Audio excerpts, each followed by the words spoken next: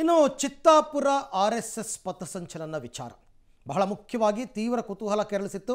ಯಾಕೆಂದರೆ ಸಚಿವ ಪ್ರಿಯಾಂಕ್ ಖರ್ಗೆ ಅವರ ತವರು ಕ್ಷೇತ್ರ, ಆ ತವರು ಕ್ಷೇತ್ರದಲ್ಲಿ ಪಥಸಂಚಲನಕ್ಕೆ ಅನುಮತಿ ಕೊಡಬೇಕು ಅನ್ನೋದು ಕೋರ್ಟ್ ಮೆಟ್ಟಿಲೇರಿತ್ತು.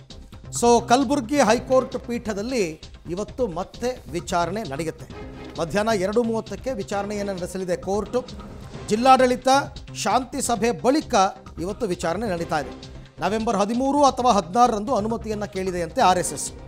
ಇದೇ ಹಿಂದೆ RSS ಪಥಸಂಚಲನದ ದಿನಾಂಕ ನಿಗದಿಯಾಗುವ ಸಾಧ್ಯತೆ ಇದೆ ಅಂತ ಹೇಳಲಾಗ್ತಾ ಇದೆ.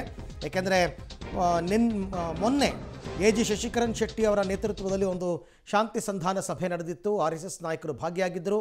ಅಲ್ಲಿ ಅವರೆಲ್ಲರೂ ಕೂಡ ಕೆಲವು ವಿಚಾರಗಳನ್ನ ಹೇಳಿದ್ದಾರೆ. ನಮಗೆ ಡೇಟು ಕೂಡ ಕೊಟ್ಟಿದ್ದಾರೆ, ಡೇಟು 13 ಅಥವಾ 16ಕ್ಕೆ ಪರ್ಮಿಷನ್ ಕೊಡಿ ಅಂತ. ಸೊ ಇವತ್ತು ಕೋರ್ಟ್ ಏನು ತೀರ್ಮಾನ ತಗೊಳ್ಳುತ್ತೆ, ಪರ್ಮಿಷನ್ ಕೊಡುತ್ತಾ, ಡೇಟ್ ಫಿಕ್ಸ್ ಮಾಡುತ್ತಾ, ಪರ್ಮಿಷನ್ ಕೊಟ್ಟು ಕಂಡೀಷನ್ಗಳನ್ನ ಹಾಕುತ್ತಾ, ಬೇರೆ ಬೇರೆ ಕಡೆ ಎಲ್ಲ ಚೆನ್ನಾಗಿ ನಡೀತು, ಶಾಂತಿಯುತವಾಗಿ ನಡೀತು, ಎಲ್ಲೂ ಏನೂ ತೊಂದರೆ ಆಗಲಿಲ್ಲ, ಅದನ್ನೆಲ್ಲ ಮನಸ್ಸಲ್ಲಿ ಇಟ್ಕೊಂಡು ಚಿತ್ತಾಪುರದಲ್ಲೂ ಮಾಡಲಿ ಅಂತ ಹೇಳಬಹುದು, ಅಥವಾ ಇಲ್ಲ ಬೇರೆ ಏನಾದರೂ ತೀರ್ಮಾನ ತಗೋಬಹುದು. ಈ ಬಗ್ಗೆ ಮತ್ತಷ್ಟು ಮಾಹಿತಿ ನನ್ನ ಕೊಲೀಗ್ ಪ್ರವೀಣ್ ರೆಡ್ಡಿ ಅವರಿಂದ ಪಡ್ಕೊಳ್ಳೋಣ. ಪ್ರವೀಣ್, ಈಗ ಇವತ್ತು ಕೋರ್ಟ್ನಲ್ಲಿ ಆದೇಶ ಹೊರಬೀಳ್ತಕ್ಕಂಥ ಸಾಧ್ಯತೆ ಎಷ್ಟರ ಮಟ್ಟಿಗಿದೆ, ಮತ್ತು ಅದಕ್ಕೋಸ್ಕರ RSSನವ್ರು ಈಗಾಗಲೇ ತಯಾರಿ ಸಿದ್ಧತೆ ಎಲ್ಲ ಶುರು ಮಾಡ್ಕೊಂಡಿದ್ದಾರಾ ಅಂತ?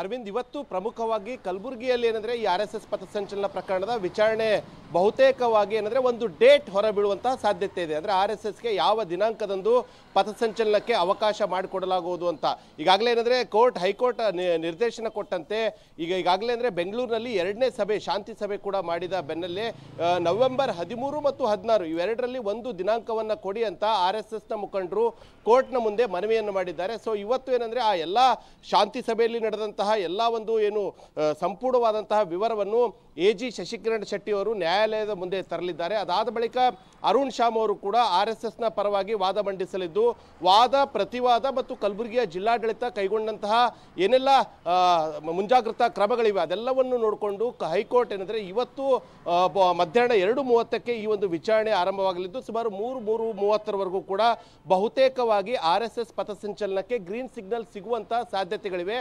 ಆದರೆ ಯಾವ ದಿನಾಂಕದಂದು ಎಂಬುದರ ಬಗ್ಗೆ ಈಗ ಒಂದು ಪ್ರಶ್ನೆ ಕಾಡ್ತಾ ಇದೆ. ಅರವಿಂದ್, ರೈಟ್, ನೋಡೋಣ ಏನಾಗುತ್ತೆ ಅಂತ. ಥ್ಯಾಂಕ್ ಯು ತಮ್ಮೆಲ್ಲ ಮಾಹಿತಿಗೆ ಪ್ರವೀಣ್. ಸೊ ಹಾಗಾಗಿ ಇಡೀ ರಾಜ್ಯದ ಜನರ ಚಿತ್ತ ಹೈಕೋರ್ಟ್ನತ್ತ ತೀರ್ಮಾನ ಏನಾಗುತ್ತೆ, ಶಾಂತಿಯುತವಾಗಿ ನೀವು ಪಥಸಂಚಲನವನ್ನು ಮಾಡಬಹುದು ಅನ್ನುವಂತಹ ನಿರ್ಧಾರಕ್ಕೆ ಬರುತ್ತಾ ಕಾದು ನೋಡೋಣ.